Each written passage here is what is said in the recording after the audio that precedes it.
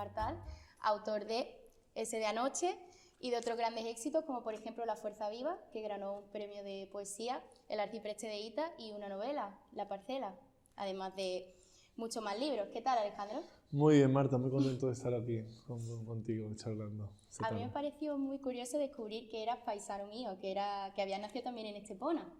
Me gustaría que me contases un poco acerca de tu infancia allí. Pues en Estepona tuve una infancia bastante feliz, la verdad. Vendería más si contase mi infancia ha sido solitaria, turbulenta y tal, pero no. Fui una persona que pasó una infancia agradable, tranquila, pero sí que tenía como, bueno, pues ganas de... Me gustaban mucho las ciudades grandes, tenía como ganas de descubrir el mundo y empecé a jugar como al baloncesto, porque soy alto, pero para una forma de huir de Estepona. También la gente que somos de pueblos, entonces era Estepona un pueblo, ahora es una ciudad en ese sentido, ¿no? Porque creo que ha crecido mucho y es una cosa que no tiene nada que ver con aquellos años, pero en esa época yo tenía una, digamos, una ruptura con Estepona, es decir, no estaba cercano a ella, no me sentía cómodo y quería huir, no porque Estepona fuese mejor o peor, sino porque quería ir a una ciudad más grande. Y el baloncesto me dio la oportunidad de irme a vivir a Sevilla y de empezar a estudiar el bachillerato. Y entonces mi parte de mi adolescencia la hice en Sevilla, me fui con 15 años ahí, pero hasta esos 15 años sí que estuve en una vida bastante amable, con amigos, haciendo pues, lo que hace cualquier adolescente. Claro. Y realmente la raíz de la literatura, de la poesía, empezó más bien a partir de esa edad en Sevilla, con 15 años. Entonces tú, de chico, ¿querías ser jugador de baloncesto? ¿Cuál era como tu sueño de mayor? Bueno, a mí siempre me había gustado mucho dar clases. De hecho, cuando era niño, a mis amigos los subía a clase, a casa, para enseñarles a leer y todo eso. Era un niño bastante insoportable en ese sentido y no sé cómo no perdí todos mis amigos en esa primera juventud. Pero me gustaba mucho enseñar, me gustaba mucho la docencia, dar clases, enseñar a dibujar, enseñar a leer. Era una cosa como de servicio que tenía ya en aquellos años. Y sí, me gustaba el deporte, me gustaba, bueno, pues lo típico me gustaba bailar, me gustaba hacer lo que suele pasar en la gente joven, ¿no? de esos años. Pero no tenía claro qué iba a hacer. De todas formas, sigo sin tener muy claro por dónde va a ir mi vida. Es que siempre tenemos un poco de incertidumbre. Claro. Y creo que la creación se nutre también de esa incertidumbre, ¿no? Tenemos que huir de esa idea rígida de que lo que somos ya es algo monolítico, es decir, yo me dedico a ser director de empresa y ya tengo que ser eso hasta que me muera, ¿no? La vida va cambiando, va evolucionando y no tenemos que tener esa ansiedad por el dejar de ser algo, ¿no? Porque la vida te va llevando por caminos distintos y no tuve nunca claro de qué ama la literatura. Sí que me gustaba leer, sí que me gustaba, sobre todo las biografías de los autores, ¿no? A mi hermano le gustaba mucho la música y le regalé, eso fue un momento muy importante, le regalé una biografía de un músico que le gustaba a él, que se llama David Bowie.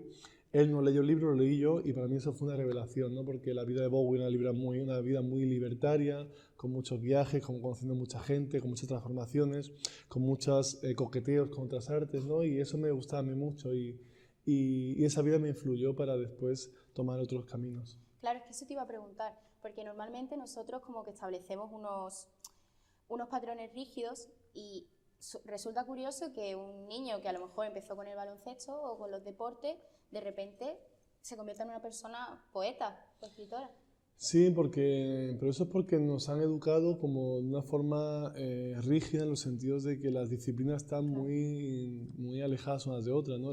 El primer gran error que se produce en la adolescencia es tener que elegir entre humanidades y ciencias, por ejemplo, ¿no? Entre letras y ciencias.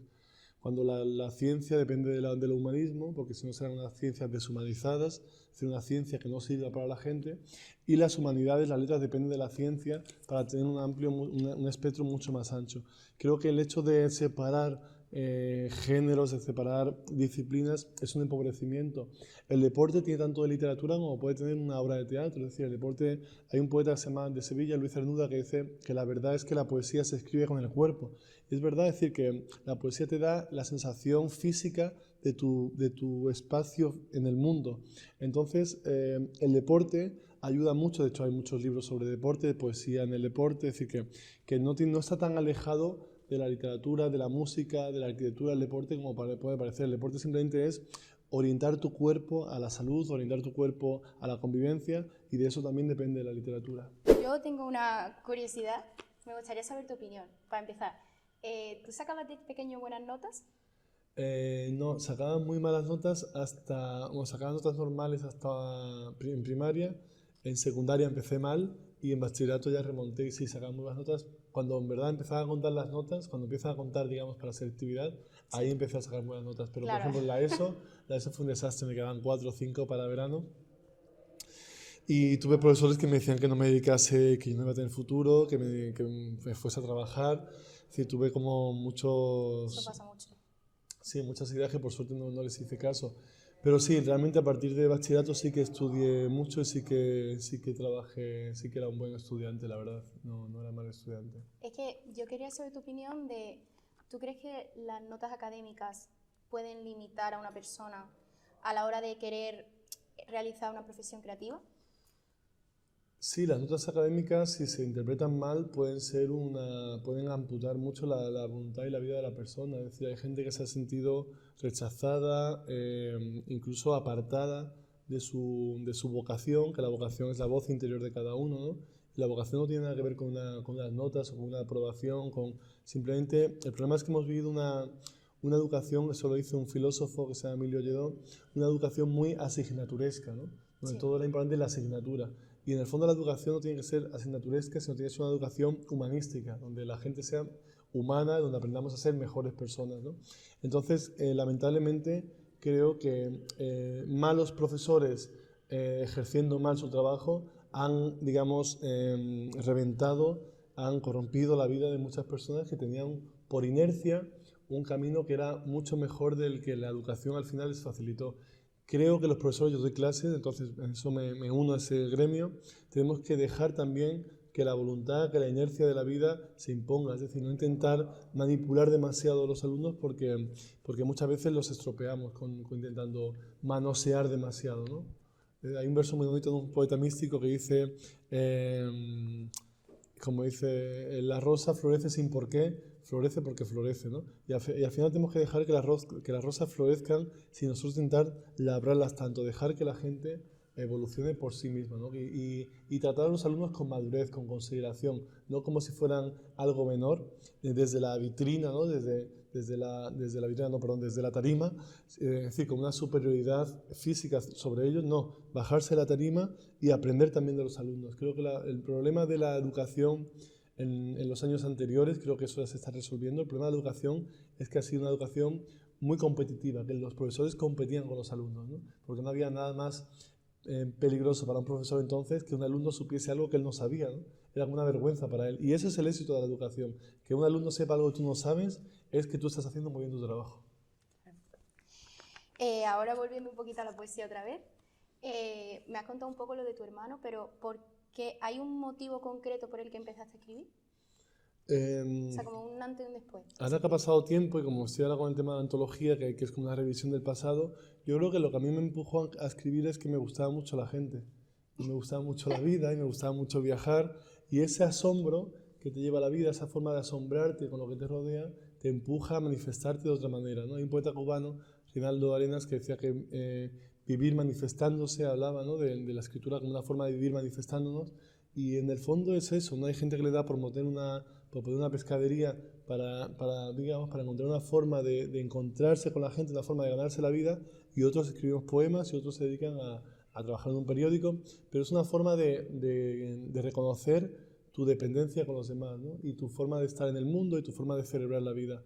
Y la poesía celebra la vida, es una forma de celebración de la existencia, y creo que en el fondo los que nos dedicamos a algo que tiene que ver con la creación o con la comunicación o con el entendimiento es porque nos gusta la gente, nos gusta la vida y nos gusta encontrar la verdad de las cosas, ¿no? Que eso es importante, no queremos, digamos, ponerle límites a las estafas que nos rodean y encontrar un camino propio. Y en el periodismo o en la literatura, que son dos caminos, dos ciencias que a veces se camuflan y se cruzan entre ellas, tiene mucho que ver con eso, ¿no? Es decir, tenemos ese instinto de encontrar un sentido a la vida, una justificación de la vida, ¿no? Y puede ser un poema, puede ser una columna, pero creo que el fondo, la base común de todo es el amor al ser humano, es el amor a la vida, es la plenitud, es decir, esa búsqueda de plenitud a través de la manifestación. Y para manifestar esa felicidad y esa admiración a la vida, yo sé que has tocado más géneros, pero principalmente escribes poesía. ¿Por qué eliges la poesía como método de expresión? Y cuando te he dicho eso de felicidad, no es que siempre estemos así como en un tripi, ¿no? Como en un viaje. No, ya. No, pero casi siempre la poesía nace de una herida o de un desajuste con la vida. Es decir, escribimos nos dedicamos a esto porque en el fondo tenemos una pequeña tara todos los que hacemos esto, ¿no? Una tara no significa que estemos chiflados, sino que tenemos algo que no estamos del todo conforme con el mundo, ¿no? Y esa disconformidad con el mundo nos lleva a buscar la luminosidad, ¿no? Yo creo que hay un inicio de herida, pero hay una pretensión hacia lo luminoso. Y eso es lo que esconde, es decir, no solo de celebración, sino que es un impulso, una vocación de celebrar. ¿Cuál era tu pregunta? La pregunta me has dicho cuál era. Que ¿por qué has elegido la poesía como método ¿por qué de la poesía? expresión? Bueno, mayoritariamente. Bueno, quizá porque la poesía te permite decir lo fundamental con pocas palabras. Y yo soy una persona como bastante distraída, perezosa, entonces para mí decirlo todo con pocas palabras era una forma muy efectista de escribir. Pero bueno, después he escrito novelas, he escrito otras cosas que requieren otro tipo de tratado. Pero lo bueno de la poesía es que es una forma que va a ti, que tú no lo eliges a ella, sino que ella te elige a ti, ¿no? Si no, yo podría ponerme, hay un poeta que se llama Eloy Sánchez Rocío, tiene una antología también que ha sacado, y dice, yo no tengo teorías, tengo poemas, ¿no? Y en el fondo es que muchas veces hablamos de las teorías de los poemas, por qué escribimos poesía, por qué hacemos esto, lo otro, y en el fondo es todo muy sencillo, es que no, es algo, digamos, que nos dirige a nosotros y no nosotros lo dirigimos a ellos. Es decir, que por qué una persona escribe poesía realmente tiene un poco de misterio. Es decir, sí, porque te puede gustar un poeta o has leído poetas y de repente lo más normal es que hayas empezado leyendo y después quieras imitar a los poetas, ¿no? Y acabes copiando un poco a los poemas, los poetas de otros poemas, los poemas de otros poetas, hasta que acabas encontrando tu voz. Pero en el fondo son teorías, en el fondo uno nunca sabe por qué de repente le da por escribir poemas. Es una cosa medio mística, medio espiritual y que es bonito que sea así, ¿no? Que es decir, que no tengamos el control de todo lo que hacemos. Yo realmente no sé por qué me ha dado por escribir poesía, porque en mi familia no hay nadie que escriba poesía, por ejemplo. No vengo de una familia de poetas, ni de profesores, ni de catedráticos, nada. Es decir, mi familia ha estado alejada de la poesía. Pero sí que me ha dado la posibilidad de que pudiese elegir el camino de la poesía. No soy una familia, no tiene una educación, digamos, de nuevo, ¿no? Que te corte o que te ampute la posibilidad de dedicarte a algo que para mucha gente pueda ser excéntrico, sino todo lo contrario. Me dejaron que yo continuase por ese camino y al final pues el camino no ha ido tan mal, la verdad. ¿Y tú cómo definirías tu estilo propio a la hora de escribir? Bueno, pues yo intento escribir, desde luego, sin recetas. No me gusta la poesía o los poetas que ya saben cómo hacer un poema y ya tienen del laboratorio. Yo podría escribir un poema todos los días, pero porque sé cómo se hace un poema, podría escribir un poema de esta sala o de este cuadro. Si me carga un poema, podría escribir un poema de esto, por ejemplo. Pero no quiero escribir con receta, quiero escribir solamente cuando sea urgente, cuando sea necesario, cuando sienta el impulso irrefrenable de sentarme a escribir. Mientras eso no exista, prefiero no escribir e intento no hacerlo. Entonces, creo que cada poema, cada momento, cada situación tiene un sentido y no hay un sentido generalizado, ¿no? Entiendo que la poesía, a la que reviso los poemas, de esta antología, pues tiene una línea pues, en que busca de indagación, de entendimiento, de diálogo con el mundo. Creo que hay una forma de comprensión de mi entorno, de intentar entender lo que me rodea, de rondar mis obsesiones para darle algún sentido a lo que estoy viviendo. Creo que esos son lugares comunes de lo que escribo. Pero en el fondo la verdad última es que uno escribe, digamos, motivado por algo que aparece y que no tiene control y que es bueno que sea así, ¿no? No me gustaría pensar que soy un poeta especializado en una temática, en una forma de escribir, porque entonces sería un aburrimiento mi vida, ¿no? Prefiero que sea el propio poema el que me lleve y no yo el que lleva el poema, ¿no? Me gustaría saber un poco acerca de tu proceso creativo. Cuando tú te pones a escribir, ¿tienes algún tipo de ritual específico? Uh-huh. ¿Tú tienes rituales cuando te pones a estudiar o hacerlo? Sí. ¿Cuáles? Yo tengo un problema o algo así. Yo, para hacer, por ejemplo, las preguntas de las entrevistas, tengo que ponerme música. ¿Ah, sí? Sí. Y dependiendo del estado de... Como por ejemplo, si la canción es contenta, pues hago preguntas, a lo mejor relacionadas con cosas alegres y tal.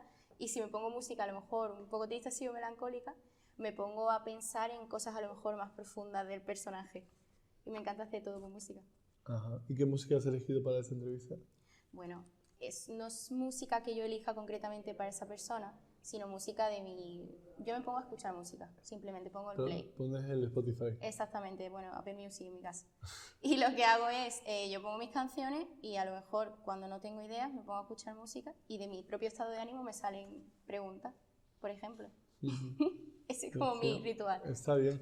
Yo me gustaba escribir con música cuando era más joven, ya lo he dejado porque no me gusta hacer nada con música porque me desconcentra. Así que si pongo música, que lo he hecho con la novela La Parcela, sí que la he escrito escuchando música clásica, así como fuerte, música clásica digamos muy casi bélica, y sí que la he puesto a todo trapo, ¿no? O O sea, sea, que la elegías como para, concretamente, para tener un sí, estado de ánimo y concreto, siempre ¿no? la misma, como repeat, ¿no? Sí. Tenía como eso. Entonces eso me ayudaba mucho la propia música me llevaba por sitios que si la música no conseguía ir. Pasa que la tengo que poner a todo trapo, entonces tuve problemas con los vecinos que se quejaban de la música. Yo escribía, ahora escribo más por las mañanas, pero antes escribía muy de madrugada. Entonces, claro, me acostaba a las 6 de la mañana y en ese tránsito pues ponía música, ponía ¿No te valía con los una cascos? lavadora. Tenía que ser a Ten- todo es, que trapo de ten- altavoz. es que en mi casa, no, es que me da mucho miedo los cascos porque soy un poco hipocondríaco y pienso me voy a Ah, quedar sordo. Entonces lo pongo siempre, tengo una mini cadena que suena muy bien porque mi casa es como una casa así como de piedra, cuando vivo aquí en Estepona, es una casa así bueno, que tiene muy buena acústica. Entonces ponía el equipo así fuerte, pero después me podían hacer a poner una lavadora, es decir, que a mí todo eso, todo ese proceso de actividad escribir es trabajar con las manos en el fondo. Entonces, no, el escribir no es solamente sentarte y ponerte ahí a pensar, sino todo lo que estás haciendo con tu cuerpo, con las manos, con tu físico, es una forma de escritura. La escritura se está escribiendo aunque no estés con un ordenador o con un teclado o con un bolígrafo, sino que la escritura se produce todo el tiempo, ¿no? Es decir, todo el tiempo estamos, los que escribimos así de una forma, digamos, continua, aunque estés en el supermercado, estás escribiendo, ¿no? Es un proceso creativo, digamos, que nunca acaba, ¿no? Que es continuo. Pero no tengo rituales. Antes de pequeño, de más joven, pues sí que tenía esta cosa como romántica, de un poquito de whisky o sí. una luz, un gin tonic o una cerveza o un poco de agua, no sé, o un té sobre todo, también. Ponía una luz tal, hacía una atmósfera, ¿no? Unas Sí, velas, pero eso ya se me pasó. Cuanto más agrio y crudo es el espacio, mejor escribo. sí. Sí, ahora es como escribo mucho en cafeterías, en bares. No en bares de copas, sino en cafeterías, porque mi ordenador. Lo que pasa es que las cafeterías han cambiado mucho. Antes te podías quedar 3 horas en una cafetería y no pasaba nada, y estaba bien visto. Y ahora vas a una cafetería, te pides un café y al cuarto de hora tienes al camarero o a la camarera diciéndote si quieres algo más, poniéndote la cuenta. Entonces ya te sientes incómodo y te tienes que ir, ¿no? Vale, ¿tú prefieres escribir a papel o en ordenador?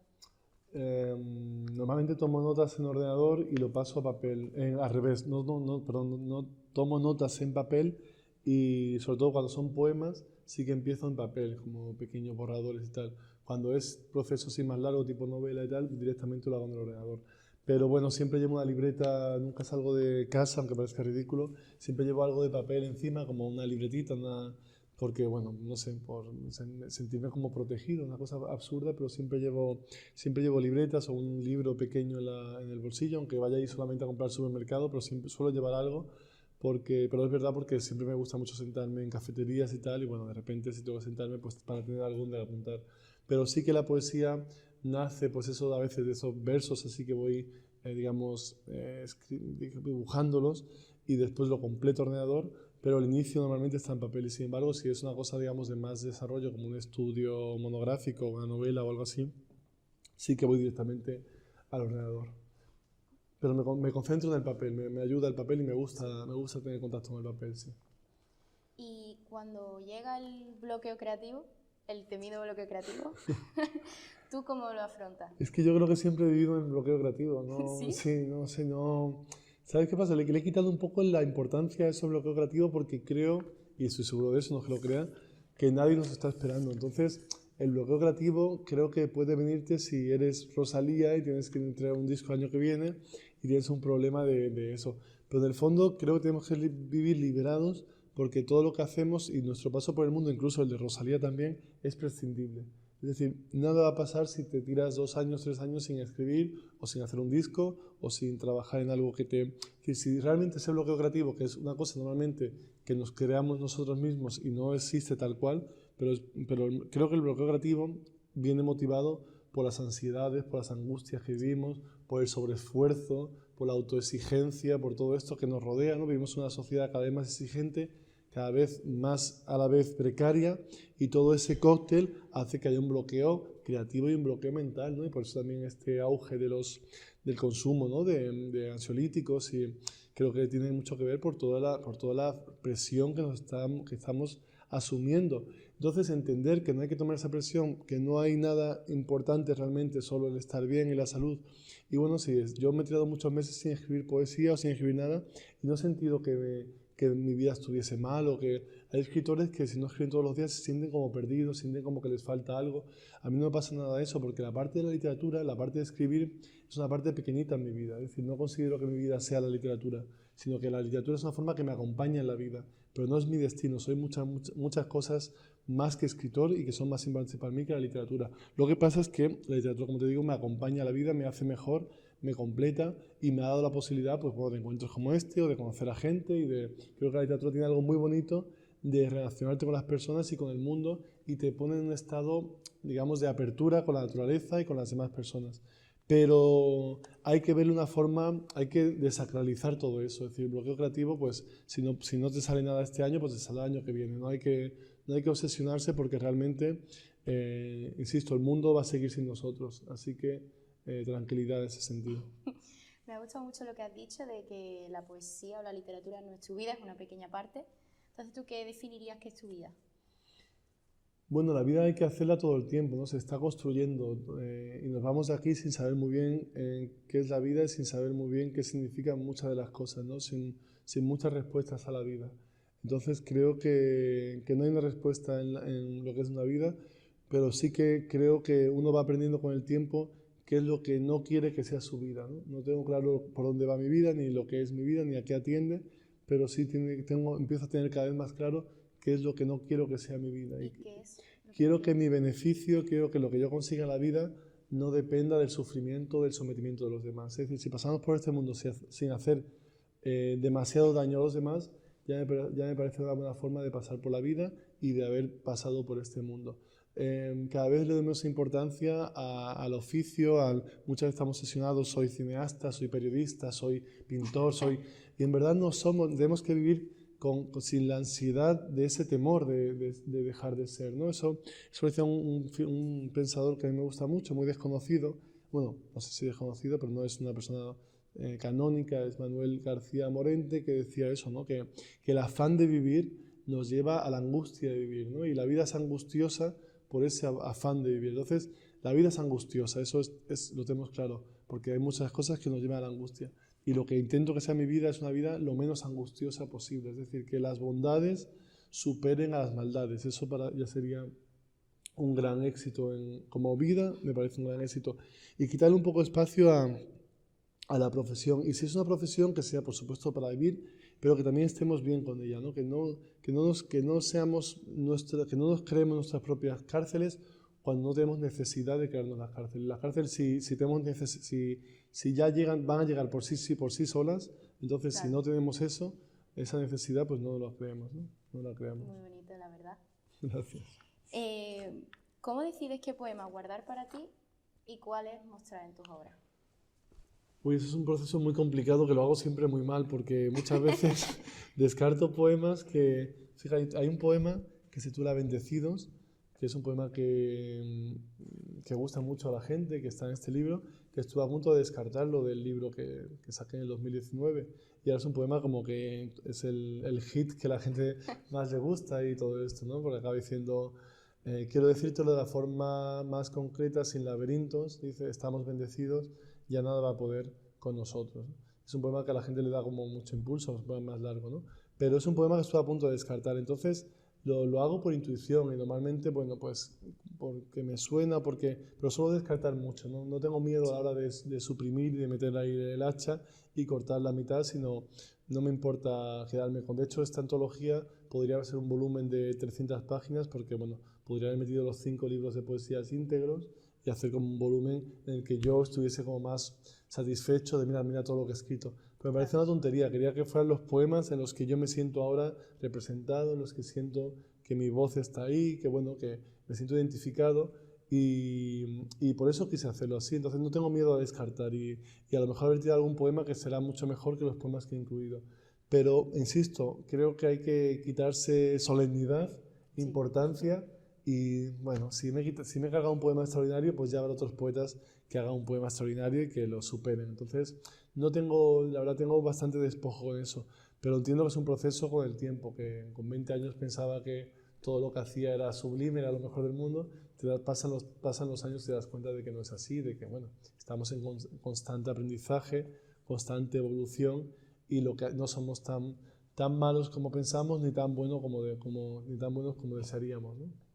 ¿Y los poemas que al final descartas tienen algún otro fin? No, van a la basura. No, Basura, cuando ya está, descarto, bueno, lo dejo en el ordenador tengo una carpeta en el ordenador que se llama Toda la zurraspa del escritorio, y ahí vuelco todo lo que voy tirando, lo dejo ahí, y casi nunca vuelvo a nada. De lo que descarto una vez, casi nunca le doy una segunda oportunidad. No sé, no soy nada nostálgico ni me aferro a las cosas que quiero creer bastante en mi intuición, y si hay algo que no me resuena, hay algo que me choca, que no lo veo tal, pues lo descarto y voy a lo siguiente. Es decir, no tengo ese apego. ¿Tienes alguna anécdota interesante sobre la publicación de tus libros? ¿Algo así que te haya pasado? Bueno, me han pasado muchas cosas, pero bueno, lo interesante puede ser que para mí han sido lo más divertido para mí de escribir libros es salir a presentarlos y a ver a los amigos y después ir a cenas y todo esto. Creo que lo mejor de la literatura que me ha dado han sido las parejas, las exparejas y los amigos, ¿no? Y tengo muchas anécdotas. Ahora no caigo en ninguna en particular muy graciosa, pero, pero bueno, sí hemos tenido pues momentos muy divertidos, porque bueno, lo bueno de la literatura es eso, ¿no? Que vas creando un mundo en el que es un mundo que mucha gente dice que si los poetas son egocéntricos o vanidosos, que si son... Y en el fondo, bueno, casi todo el mundo es así, pero lo bueno de los poetas o de una gente de literatura es que es gente también muy vividora y muy divertida, y sobre todo son gente muy inteligente la que se está... La inteligencia tiene que ver con el sentido del humor. Por lo tanto, para mí lo mejor que han dado eso de los libros ha sido el conocer a gente, el aprender de amigos y descubrir nuevos personajes tan cerca de tu vida, ¿no? Ha sido, la verdad, lo mejor que me ha dado la literatura son las amistades. ¿Y alguna vez te has sorprendido a ti mismo tratando un tema que no esperabas abordar en algún poema? Sí, muchas veces. Como te decía al principio o antes, creo que cuando escribimos, esto decía Juan Ramón, desaparecemos, ¿no? Escribir es esconderte de ti mismo, es perder un poco tu identidad. Entonces te ves contando cosas pudorosas, ¿no? Por ejemplo, hay un poema en este libro que es una ficción realmente, pero yo lo defiendo como autobiográfico, que es una escena sexual. Entonces yo soy bastante tímido en la vida real, pero bastante exhibicionista en los libros, ¿no? Sí, luego hablaremos de ese poema.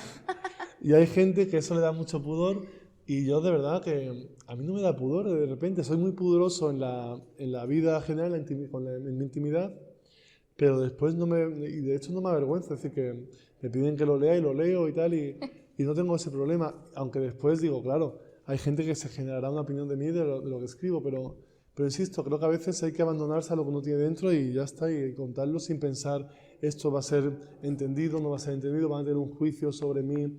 Si estamos pensando lo que van a pensar de nosotros a la hora de escribir, a la hora de hablar, a la hora de estar en el mundo, si pensamos en agradar, lo que vamos a hacer es traicionarnos,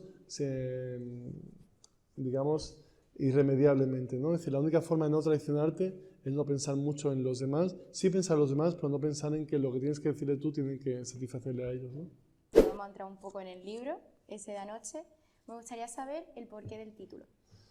Pues la verdad, porque el título es porque sonaba bien, primero, me sonaba bien, y eso para mí en los títulos es muy importante. Después, que al elegir un título de tu vida en la poesía, tiene algo como de emblema moral, ¿no? Tiene algo como de epitafio. No es un libro, digamos, Claro. sin más, sino que tienes que poner una frase, un título a tu propia vida, ¿no? Porque claro, estás recorriendo tu trayectoria en la poesía.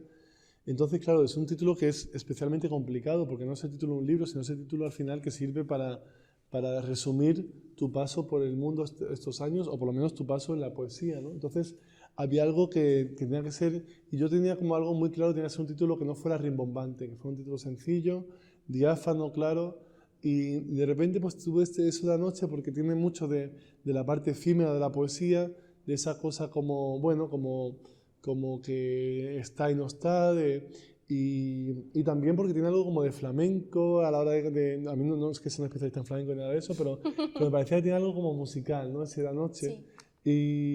Y eso también de algo de la vida como algo efímero, ¿no? Ese de anoche, alguien que no queda, alguien que no se impone, Sí. esa persona de anoche, ¿no? Que estuvo... Pero que a la vez como muy divertido, ¿no? Sí, creo que sí, tenía esa cosa como... Yo me identificaba en ese de anoche, ¿no? Ese que no tiene nombre, ese que ha desaparecido, nadie sabe muy bien quién es o qué se dedica, simplemente que apareció y desapareció. Claro. Y creo que nuestro paso por el mundo viene en aparecer y saber desaparecer, ¿no?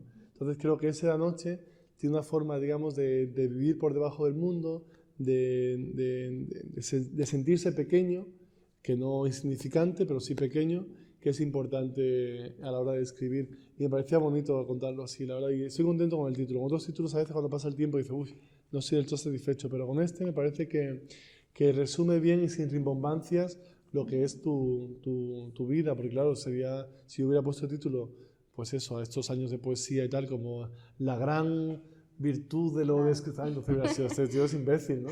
Entonces, claro, un título sencillo, un título diáfano, un título sin pretensión, un título efímero, un título que hablen los poemas, no cabe el título, ¿no? Y me parecía muy difícil ese equilibrio, ¿no? Porque claro, la antología está publicada demasiado pronto, porque claro, cuando normalmente la gente publica poesía en antologías en poesía, es decir, cuando alguien hace un balance de su vida, es cuando alguien tiene ya 60 años, por lo menos, ¿no? Y está ya...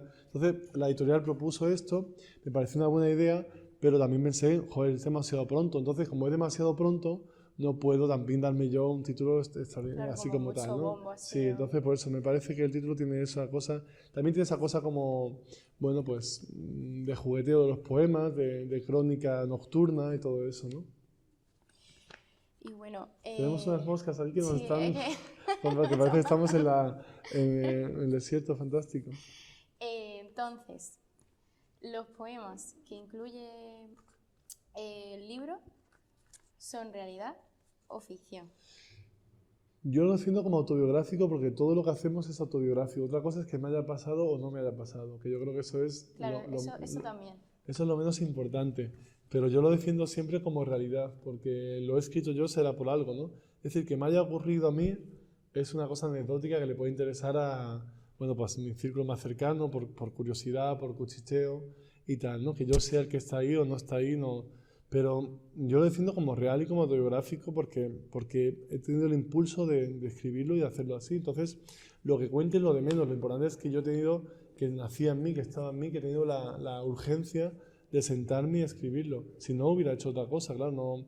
Pero me parece que en todo lo autobiográfico hay mucho de ficción y en toda la ficción hay todo de autobiografía. Es decir, si yo hubiera contado una historia, una novela de 4 marcianos que se encuentran en un planeta desconocido, no dejaría de ser autobiográfico por el hecho de que no me ha pasado a mí. Es autobiográfico porque yo he tenido el impulso de escribirlo, ¿no? Entonces todo es autobiográfico, todo es real, todo me ha ocurrido por necesidad, porque todo está ahí porque está dentro de mí. Por lo tanto, defiendo que sí, que está escrito y es real porque está escrito, sí. ¿Y hay algún poema en concreto que hayas utilizado como forma de desahogo de tus emociones? Yo creo que secretamente todos, ¿no? Lo que pasa es que uno no lo sabe, cuando lo está haciendo no sabe a qué responde ese impulso. Pero creo que una forma de la literatura tiene que ver para tranquilizarse uno mismo, ¿no? Para poner límites al dolor, para poner límites a lo que te desborda. Hay muchos poemas de duelo, hay muchos poemas que hablan de la enfermedad, de la muerte, de la sexualidad. Creo que todo eso sirve para entender un poco quién eres tú y también para decir, oye, bueno, esto tranquilo, está todo bien, y es una forma como cuando hablas de alguien con alguien sobre un problema, lo hablas no para resolver el problema, sino para asimilar la magnitud de lo que te ocurre, ¿no? Y creo que la poesía vale para eso, volcar todas tus obsesiones, todos tus miedos, todas tus alegrías en un papel, es una forma de darle un espacio más amplio en el que tome un cuerpo, en el que a partir del cual tú te sientas el sosiego de la alegría o el sosiego del miedo. Pero creo que escribirlo es decir, tiene mucho que ver con justificarte, con explicarte y con entender quién eres y qué mundo te rodea, ¿no? Creo que la poesía en particular tiene mucho de trabajo antropológico y etnográfico de entender a las personas y entender al mundo. ¿Y alguna vez cuando ya has visto, bueno, hablando concretamente en este caso, pero se puede ampliar a todas tus obras. Un poema publicado en el que tú luego has reconocido que has puesto ahí tus sentimientos, ¿te ha dado alguna vez pudor? ¿O como, ay, lo están leyendo la gente? No, la verdad es que no me ha dado pudor, pero sí que no me gusta explicarlos demasiado a veces, ¿no? Porque claro, cuando hay poemas muy explícitos son lo que son, es decir, no creo que ya no pueda añadir nada más.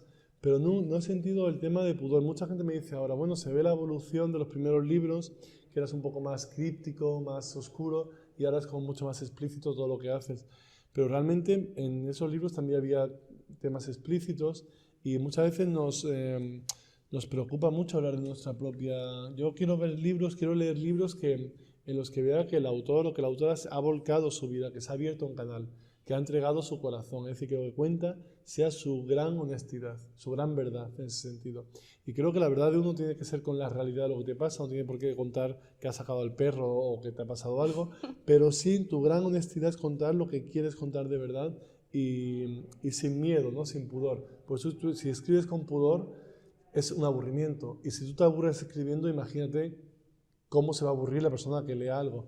Por eso creo que a mis alumnos les digo, yo creo que lo importante no es el oficio que elijamos, sino es la autenticidad y la intensidad que le pongamos a lo que hacemos. Si tú le pones corazón a lo que haces, la gente va a entender ese corazón y va a abrir su alma, su cuerpo para recibirte. Si tú haces una cosa sin mucha alma, si lo haces por hacer, si lo haces sin convencimiento, si lo haces sin autenticidad, con autenticidad y con convencimiento, la gente lo va a llegar. Pero si lo haces sin eso, eso huele muy rápido y la gente no, es decir, que no va a tener, digamos, no es que lo hagas para los demás, pero sí que hay un alcance en la literatura que es comunicación y que uno al final, cuando este círculo se cierra, es cuando este libro encuentra unos lectores que encuentran alivio o alegría o respuestas a sus preguntas a partir de mi intimidad, ¿no? Eso es cuando es el milagro de la literatura, que son dos intimidades que se encuentran, como decía un poeta. Entonces, cuando está esas dos, eso decía García Montero, dos soledades que se encuentran, dos intimidades que se encuentran, es cuando se da, digamos, el milagro de la literatura. Y ese milagro se da cuando hay honestidad, cuando hay verdad, cuando hay autenticidad, cuando morimos en lo que hacemos. Tenemos que morir en lo que hacemos. Se nota mucho en el cine, por ejemplo, que hay muchas películas que están hechas sin alma, simplemente por el hecho de haber aprendido el oficio y hacerlo. Y eso se nota mucho. Tenemos que saber poner el alma en lo que hacemos. ¿Alguna vez has escrito sin querer para tu público y no para ti? Bueno, posiblemente, yo no creo que tenga público, es decir, nunca pienso en un público ni en lectores porque no sé quiénes son. Es decir, no, a veces me parece gente que sé que me lee, pero no pienso en ellos ni en nadie cuando estoy haciéndolo. Sí que he hecho pues encargos, que me han encargado pues algún librito de algo, algún artículo, y ahí he pensado, claro, cómo satisfacer a la revista Telva, si te encargan un reportaje. Claro. Pues ahora tengo precisamente uno de una revista, ¿no? Y tengo que hacer un artículo sobre el compromiso y bueno, estoy haciéndolo sobre cómo yo lo veo, desde luego, pero no dejo de tener un dedo puesto ahí, un ojo puesto bueno, si ellos van a estar contentos, si esto es lo que se esperaban de mí, pero eso dura poco, porque mira, si no esperan eso, con descartar lo suficiente, es decir, tenemos que no tener, como decía antes, ¿no?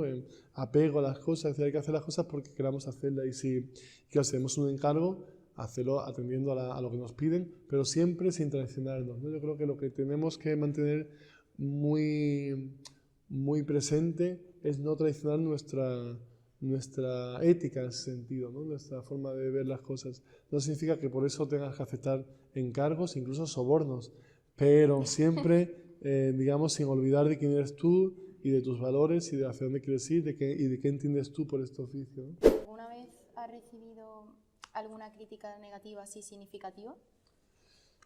La verdad es que la crítica ha sido muy beligerante conmigo, no he recibido grandes zarpazos, pero sí, bueno, cuando he visto en esto Goodreads o Amazon o lo que sea, o alguna reseña literaria, algo así como tal, pues sí, se recibe y lo agradezco, la verdad, porque no lo agradezco. Mal, ¿no? Bueno, sí, me lo tomo mal. No es que me cabree, bueno, pero me decepciono. ¿Te afecta o no? Sí, me afectan. La verdad es que me afectan.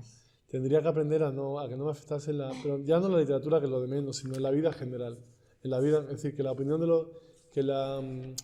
las decepciones que la gente se puede llevar contigo, no te afecte demasiado, que la opinión de la gente no te afecte, pero para mí eso es...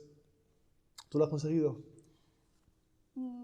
Sí y no. Todavía hay cosas que me cuestan a la hora de la opinión de los demás. Es que es muy difícil sobre todo cuando es como cuando haces un trabajo, cuando es una persona, digamos, que el trabajo lo puede hacer mucha gente y hay una vulnerabilidad, ¿no? No digo la literatura que es una cosa minoritaria y pequeña, pero entiendo que si fuera un cantante de masas o algo así, para mí creo que sería como muy difícil gestionar que la gente, el estar siempre en el ojo del huracán en ese sentido, ¿no? Claro, no es lo mismo que Pero, te importe la opinión de tus vecinos o de la gente que te claro. rodea que estar como expuesto. Sí, hay un prejuicio en lo que tú dices, se crea un personaje si la gente tiene un prejuicio Sí, sobre ti, eso es difícil después de...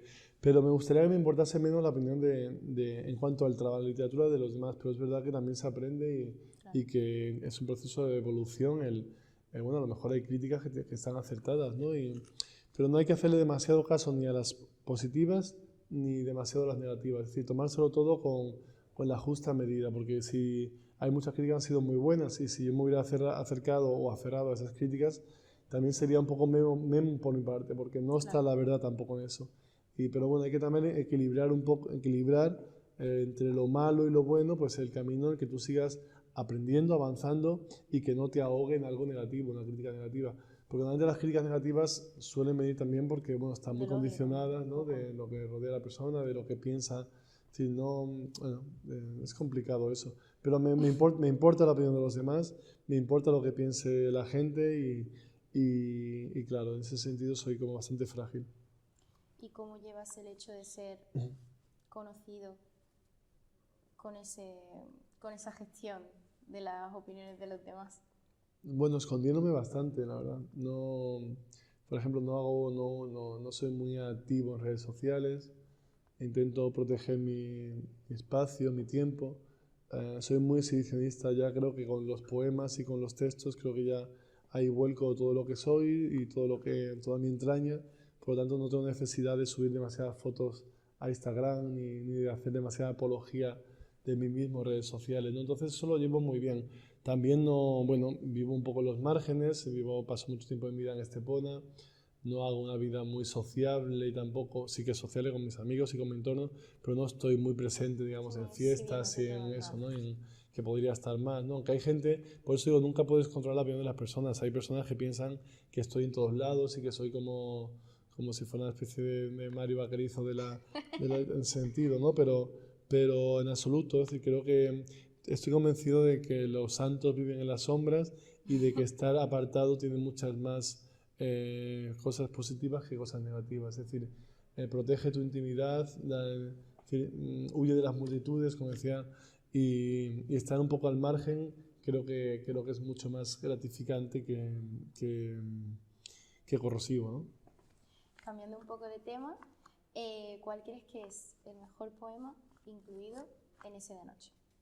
El mejor poema. Sí, en tu opinión actual. Bueno, eso tienen que decir los lectores, ¿no? Que yo lo diga es un poco manipulación decir cuál es, porque bueno, no sé, sería como también un poco soberbio, ¿no? Pensar que ese es el poema, pero me siento muy identificado con los últimos poemas escritos, es decir, con los inéditos del libro, porque el libro es bastante generoso, creo, en cuanto a inéditos, ¿no? Hay 7, 8 textos que no han sido publicados y que se han publicado en este libro, y como han sido los últimos, son los que me siento más cercano y más fresco, ¿no? Um, pero pues sobre todo es por la proximidad del tiempo, no por la calidad. La calidad lo tienen que decir los lectores. Pero mira, hay poemas que me siento, que veo que ahora está en un festival en Londres y he leído poemas al azar, poemas que no he leído en las presentaciones, porque me hice una lista para las presentaciones de poemas que creo que funcionan muy bien para la gente. Y ahora en otros sitios pues he cambiado y leo, como es una antología pequeña, pues todo lo que he elegido pues estoy más o menos satisfecho, entonces puedo leer cualquiera así abriendo el libro, ¿no? Pero en Londres he leído algunos y me he sentido como que, mira, no es que esté orgulloso, pero estoy satisfecho de muchos de esos poemas, ¿no?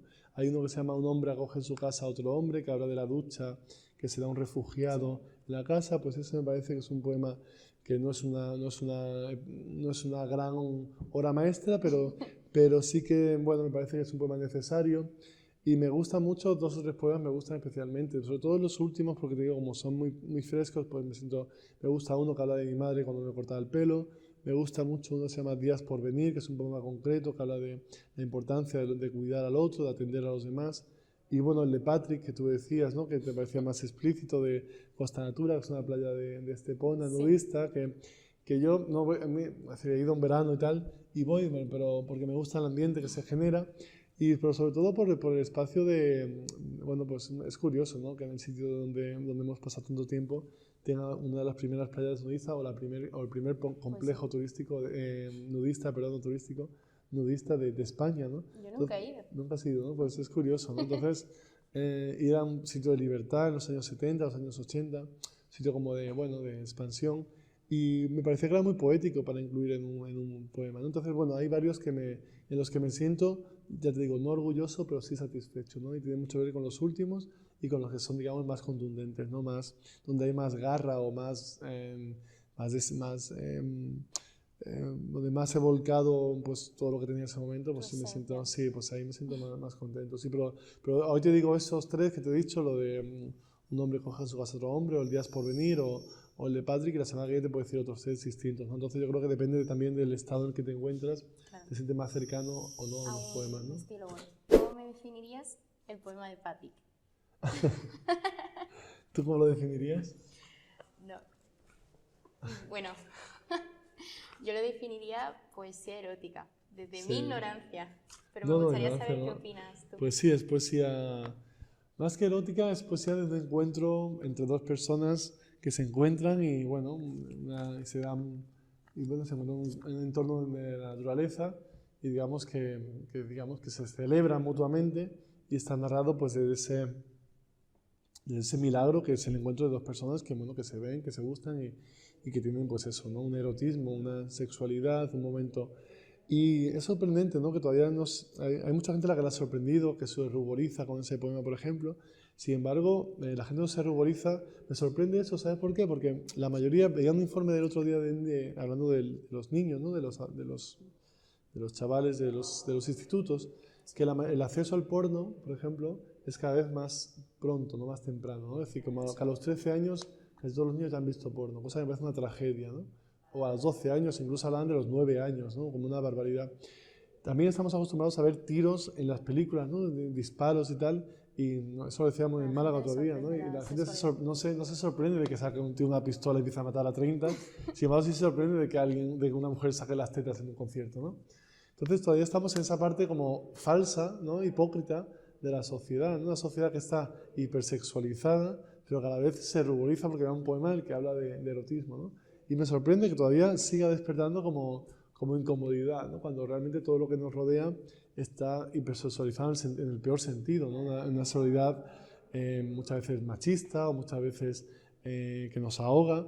Entonces, bueno, escribí eso porque sé que se daba esos encuentros y bueno, me parece una cosa bonita. Y salió ese poema escribiéndolo allí directamente en la orilla, empecé a escribir eso porque veía, ¿no? El cancaneo que había alrededor. Y bueno, pues lo escribí y me pareció que era bonito y que era bonito incluirlo y que contabas una historia pues humana, al fin y al cabo, y sexual, ¿no? O erótica. Pero yo lo veo un erotismo muy humanístico, un erotismo humano, una sexualidad humana de dos que se encuentran sin más, ¿no?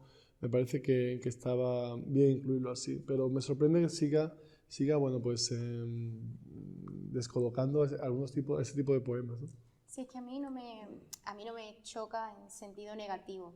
Sí, yo pienso que hablar de la sexualidad es algo muy normal porque al final es el método de reproducción humano. Totalmente, sí. Bueno, muchas más cosas, ¿no? Muchas más cosas. Pero sí me choca el hecho de que sea tan explícito. Porque, a ver, yo es cierto que no consumo habitualmente poesía, pero tenía yo como un enfoque así a lo mejor prejuicioso de que normalmente la poesía, cuando trata de esos temas, como que esconde un poco, utiliza metáforas y cosas para hablar de la sexualidad y es muy explícito. Me gustaría saber por qué te decantaste por esa forma de expresión. Bueno, porque las metáforas son, ya sabes que dar el sentido de una cosa a otra cosa, ¿no? Y creo que la metáfora está bien cuando tratan de ampliar un significado, de dar un significado más amplio a una cosa inesperada, ¿no? Pero a veces hay que ser, la mejor metáfora a veces es lo explícito, lo concreto, lo directo. Creo que a veces esa forma también ensancha, es otra forma de ensanchar. y porque también he intentado ser lo más claro y sencillo posible en la manera de escribir. Con el tiempo, antes intentaba buscar como un lenguaje más culto, más sofisticado en ese sentido. Sofisticado no es la palabra, pero sí más Adornos, enrevesado, ¿no? sí, Sí. más ornamentado, ¿no? Y con el tiempo, pues ves que eso es innecesario y vas a lo sencillo también.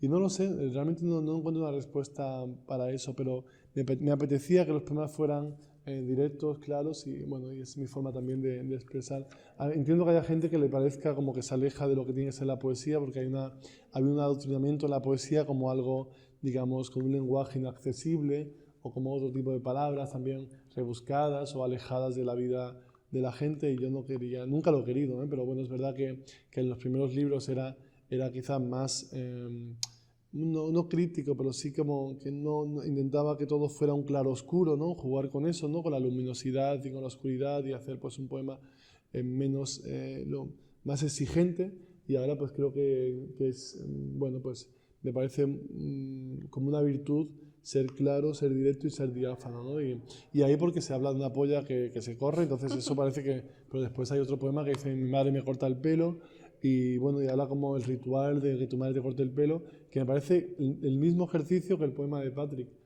Pero claro, usando otro tipo de lenguaje y tal, pero es la misma sencillez, la Contar la misma vida. claridad y la misma forma de encontrar un eso, ¿no? Y también me gusta poder hablar es decir, podría escribir un poema sobre una lesbiana, poder escribir un poema sobre es decir, que intentar adoptar otras identidades sin anular sin anularlas, pero también la poesía te da lugar de vivir varias vidas, es decir, de formar, de salir de eso que tú eres, de eso que se te supone, y estar en otro sitio, ¿no? Y eso a mí me parece interesante, sin hacerlo forzado, ¿no? Que sea de una forma natural.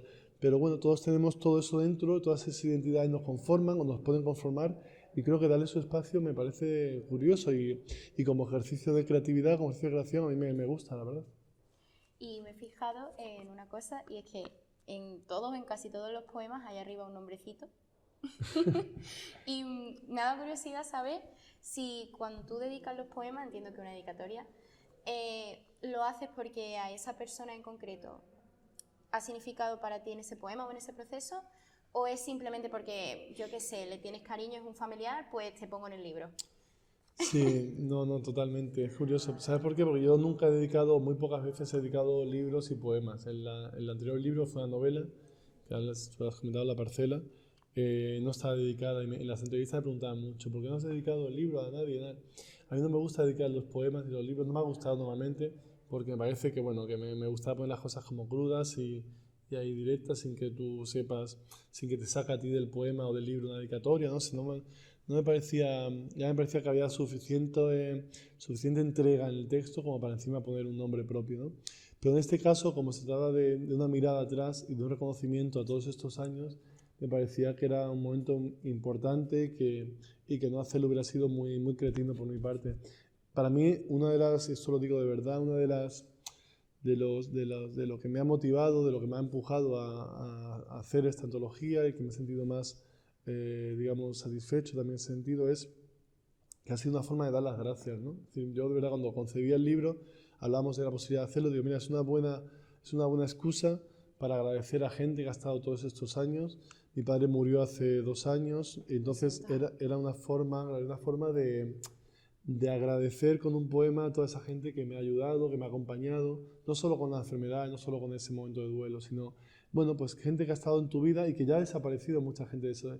Lo bueno de la amistad y de los amores es que hay que saber acabar con ellos también, es decir, cuando ya están agotados, dejarlos ir. Y hay mucha gente de ahí que ya no forma parte de mi vida, y que pero sí que fueron muy importantes en un tiempo, Y ¿no? los has puesto, Y los he puesto, sí, porque fueron importantes. habían desaparecido de tu vida antes de ponerlos, ¿no? No, bueno, han desaparecido cuando ya no, es decir, hay gente que ha dedicado poemas ahora, que ya no son, que no hablo con ellos al día a día, pero que Sí. fueron importantes, que fueron parejas, o que fueron gente que estuvo en mi vida, ¿no?